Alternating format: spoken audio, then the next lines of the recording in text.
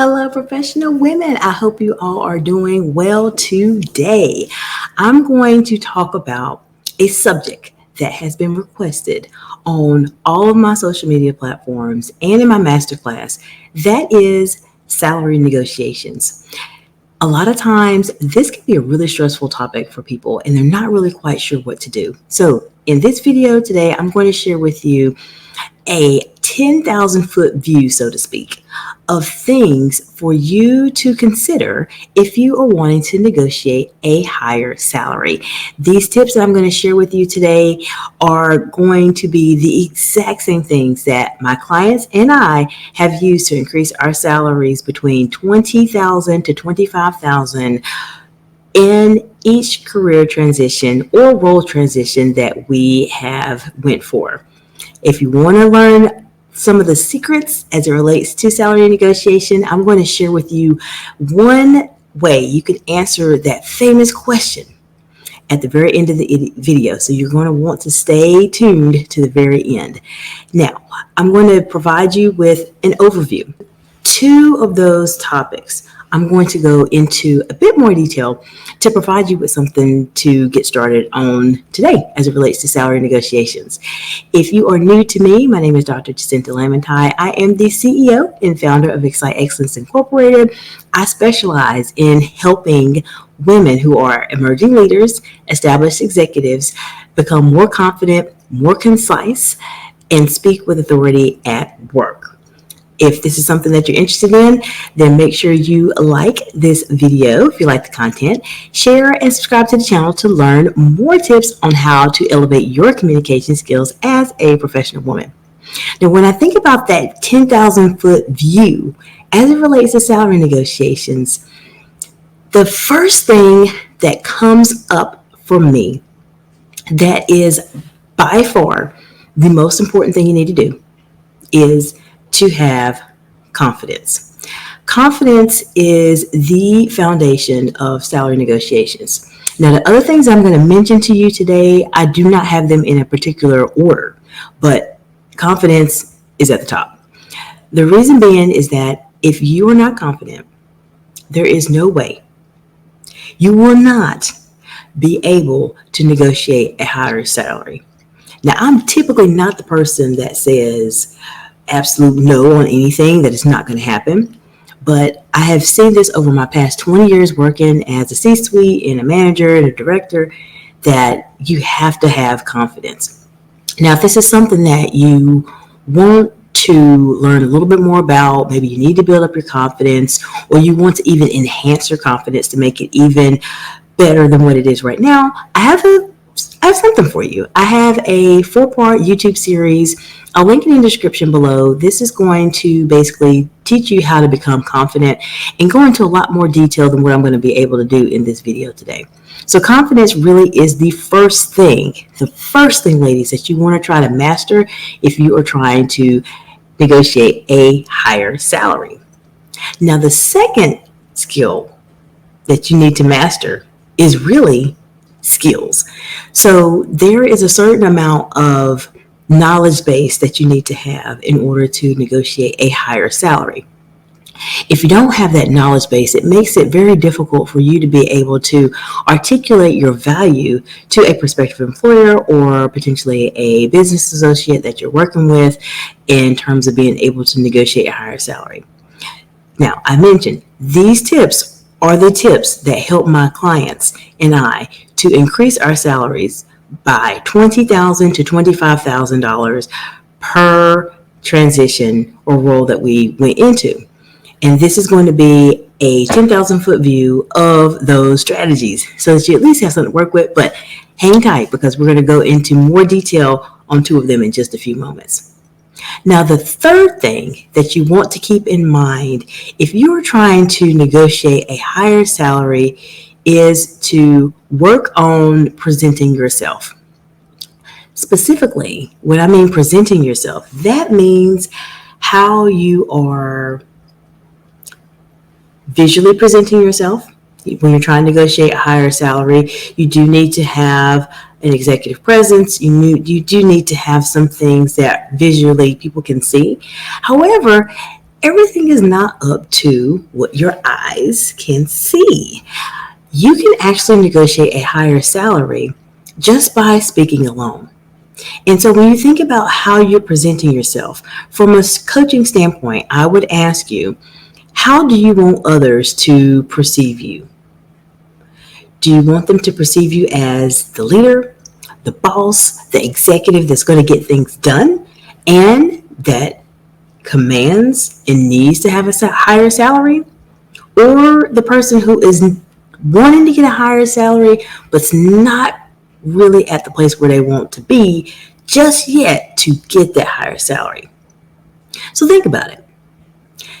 Presenting yourself visually and audibly are really important tools to use if you are trying to negotiate a higher salary.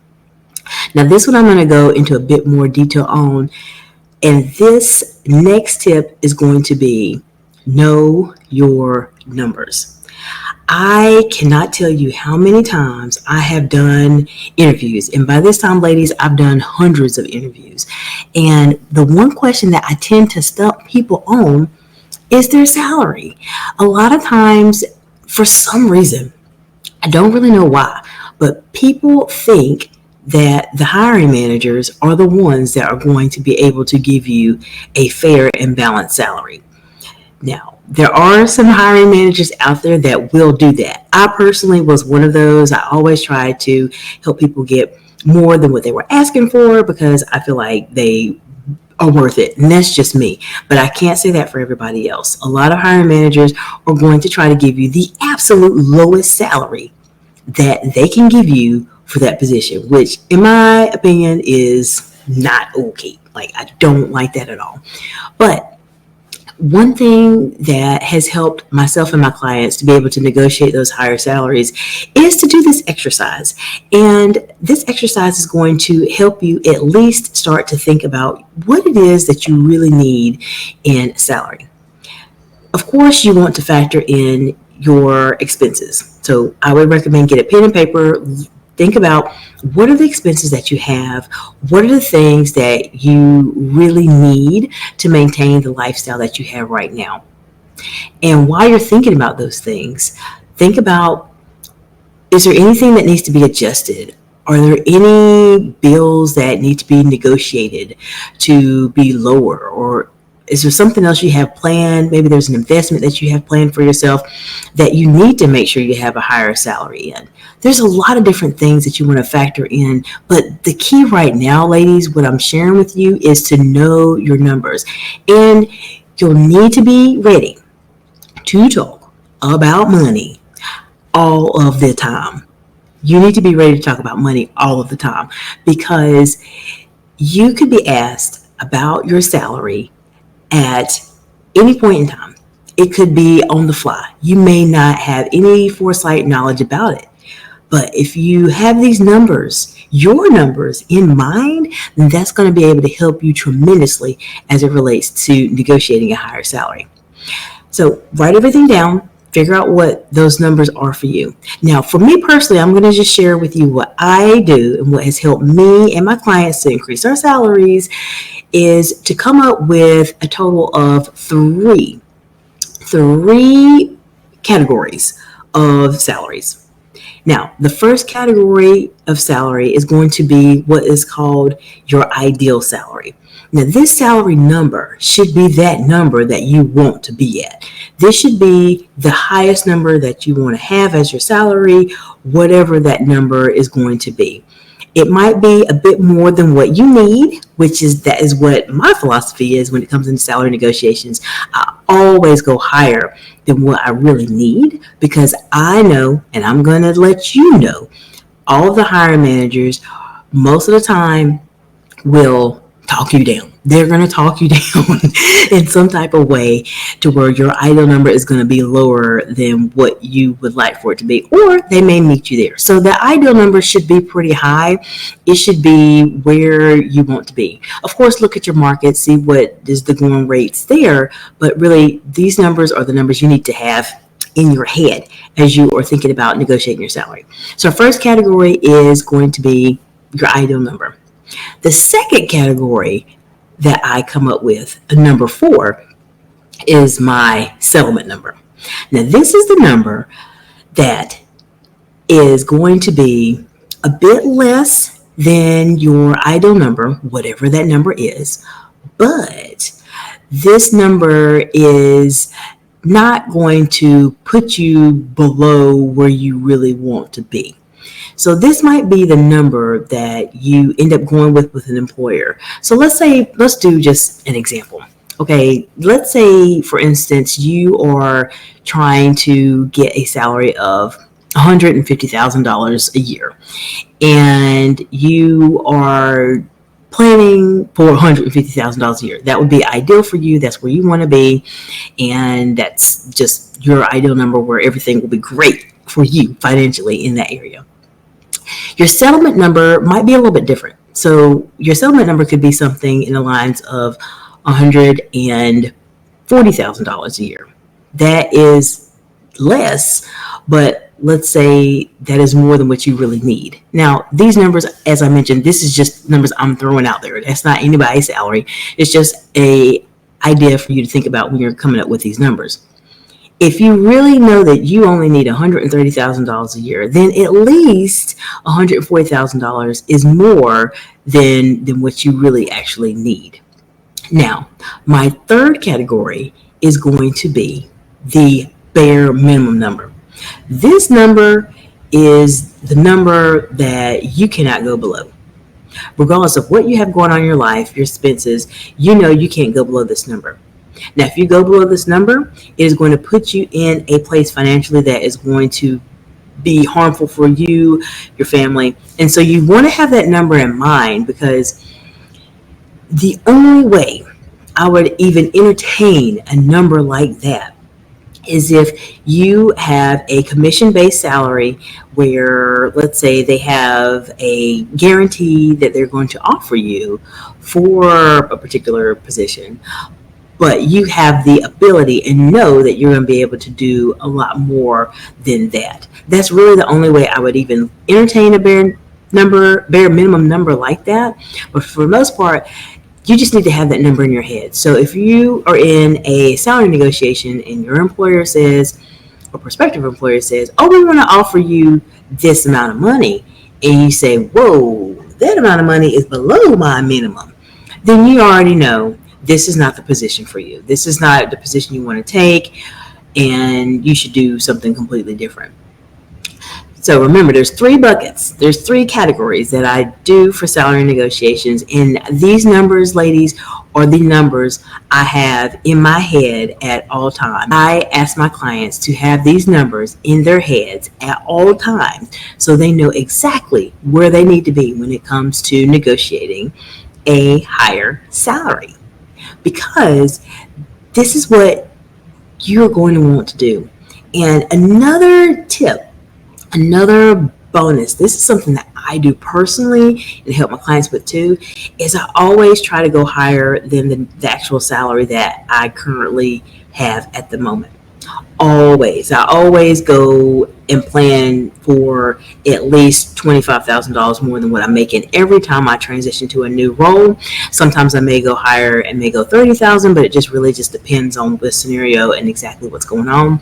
But use these numbers to help to come up with your ideal number, your settlement number, and your minimum number that you're going to need to have as it relates to negotiating a higher salary. Okay.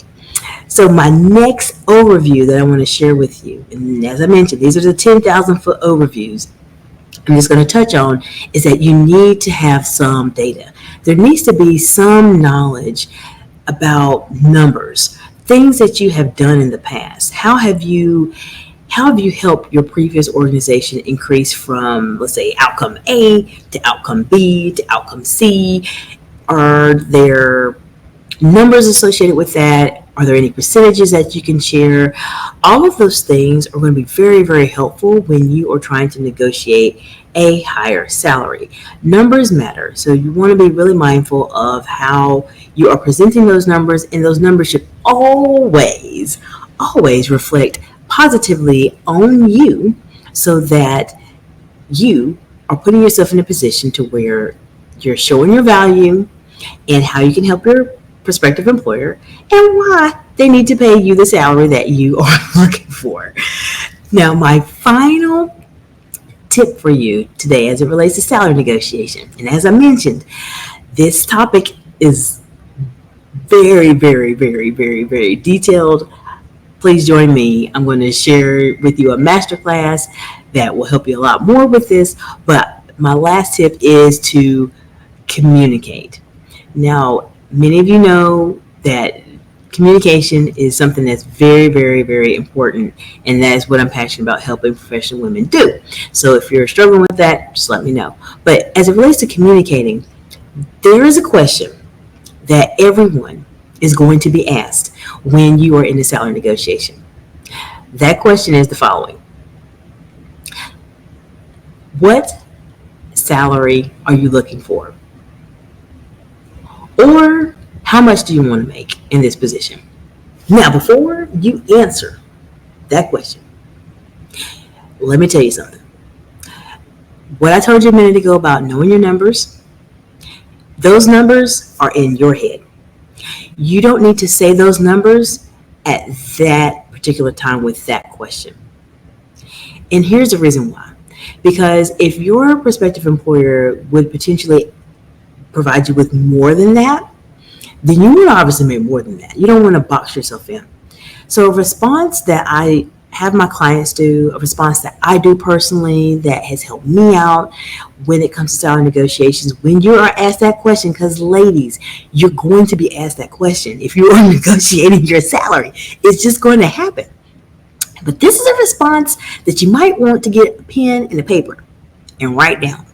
I'm going to say it 2 times because it is so important for you to be able to say this. Okay, so when you're asked the question, what type of salary are you looking for? How much do you want to make? Anything along those lines. I would say, what salary range does the company offer for someone with my expertise? And stay silent.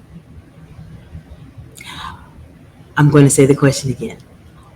What salary range does your company offer for someone with my expertise? Now, let's dive into what I just said and what it will mean for the employer. A couple of things. The first thing in my sentence that I said in my response was, what is the salary range? Because you want to have an idea. The range tells you a lot. If someone gives you a range of 50,000 to 80,000 and you know that you need to make 150,000, well, that range is going to be way off for you. So having a range is a great way to see exactly what is the employer thinking and what are they trying to offer for this position. So that's the first thing to break that particular response down, is the range. You'll need to know the range so you know if this is even worth your time or not worth your time, because sometimes it's just not worth it. Now, the next thing that I said is based off of your level of, do you remember? Expertise. A lot of times what I've noticed is that people will use their level of experience. Now, experience, the word itself is experience, your skills, your years, and etc. However, if you are following any of my platforms or you are subscribed to my YouTube channel, you know that my goal is to help you be that exceptional professional woman that is like no other person in the workplace. So instead of experience, I tell my clients to say expertise. Why do I say expertise? Expertise is a higher level word than experience. Expertise puts you in a category that you are at the absolute top of your professional skill set, and that you are looking for a salary that will accommodate that. Do you see how that sounds a bit different than experience? It does. And so when you're in that salary negotiation process, words and how you communicate, what you communicate, they matter. It matters in all aspects of your professional life, but especially in salary negotiations, because when you're saying that to a hiring manager or someone in human resources, people normally are not saying those words when it comes to applying for positions, or maybe if you're working with a business associate.